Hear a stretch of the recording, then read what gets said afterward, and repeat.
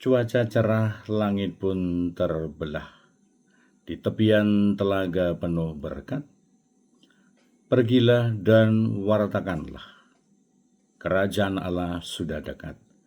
Saya Pastor Petrus Suharjono SCY mengaturkan kepada Anda sekalian, salam kasih hati kudus Yesus dan berkat Allah yang Maha Kuasa, dalam nama Bapa dan Putra dan Roh Kudus. Amin.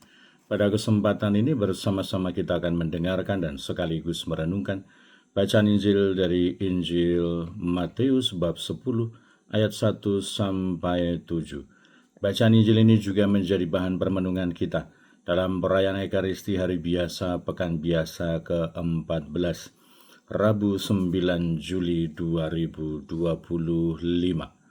Pada suatu hari Yesus memanggil ke-12 muridnya dan memberi mereka kuasa untuk mengusir roh-roh jahat dan melenyapkan segala penyakit serta segala kelemahan. Inilah nama ke-12 rasul itu. Pertama Simon yang disebut Petrus dan Andreas saudaranya, Yakobus anak Zebedeus dan Yohanes saudaranya, Filipus dan Bartolomeus, Thomas dan Matius pemungut cukai, Yakobus anak Alfeus dan Tadeus, Simon orang Zelot, dan Yudas Iskariot yang mengkhianati Yesus. Ke-12 murid itu diutus oleh Yesus dan ia berpesan kepada mereka, janganlah kalian menyimpang ke jalan bangsa lain atau masuk ke dalam kota Samaria, melainkan pergilah kepada domba-domba yang hilang dari umat Israel. Pergilah dan wartakanlah, kerajaan surga sudah dekat. Demikianlah sabda Tuhan, terpujilah Kristus. Saudara-saudari yang terkasih, selamat pagi. Bagaimana kabar Anda hari ini? Semoga selalu sehat, berbahagia, bergembira, bersukacita luar biasa, dan senantiasa merasakan kasih dan penyertaan Tuhan di hari yang baru ini. Semoga Anda sekalian, kita semua tetap setia dan tekun, saling mendukung dan mendoakan satu sama lain, supaya kita semakin diteguhkan dalam iman kita, dikokohkan dalam harapan kita, dan dikobarkan dalam kasih kita kepada Allah dan juga kepada sesama. Dan kita berdoa untuk mereka yang sudah tua, yang lansia, yang sakit.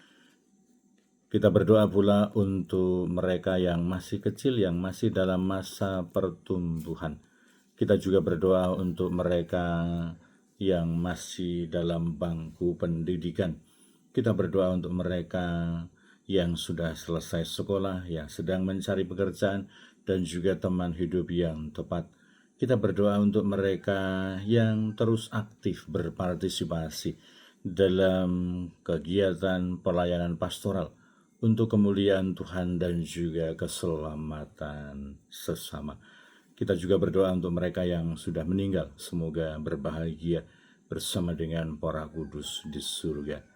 Dan kiranya panggilan Yesus kepada para muridnya, 12 murid yang kemudian disebut sebagai rasul, menjadi inspirasi dan penegasan untuk kita, orang-orang pribadi yang beriman dan percaya kepada Yesus Kristus yang adalah Sang Mesias, yang adalah Juru Selamat.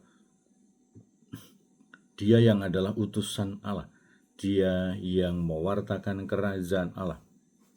Dan kepada para muridnya, kepada para rasul itu, Yesus memberikan tugas perutusan, tetapi juga sekaligus kuasa untuk mengajar, memberitakan kerajaan Allah sudah dekat.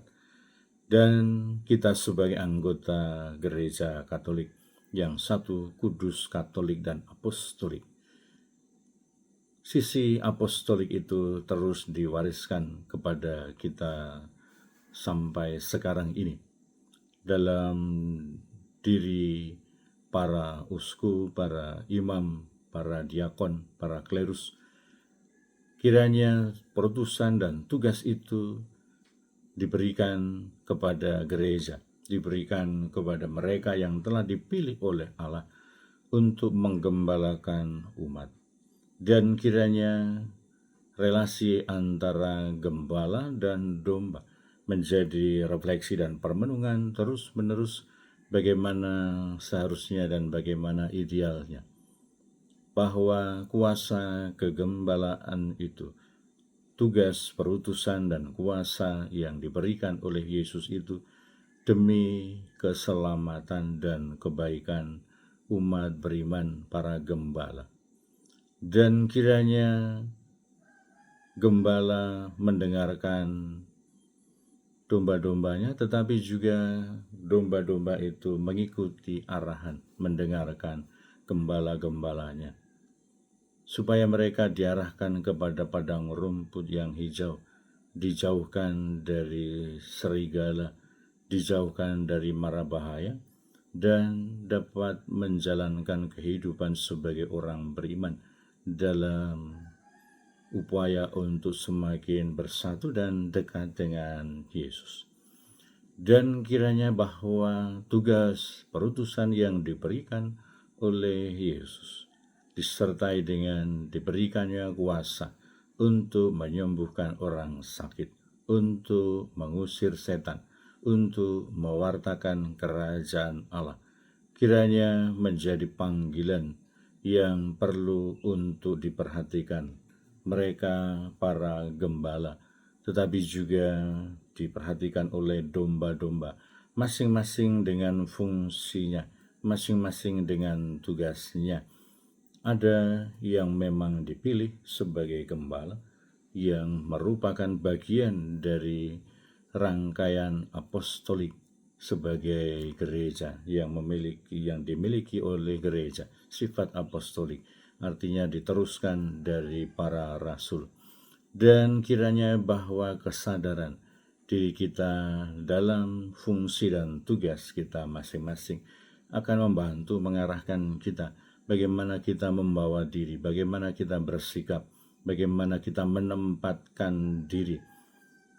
Dinasihatkan supaya para gembala berbau domba, gembala yang beraroma domba, mau menunjukkan sisi kepedulian dan keberpihakan para gembala kepada keselamatan dan kebaikan domba-domba.